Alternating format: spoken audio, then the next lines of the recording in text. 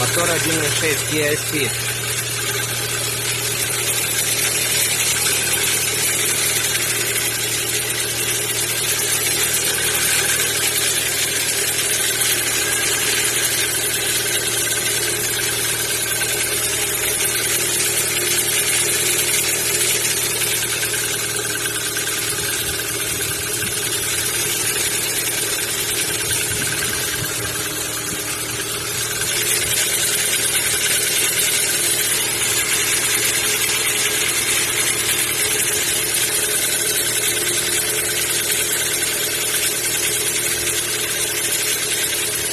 На холодной кипятке как нагреется, так и пропадает.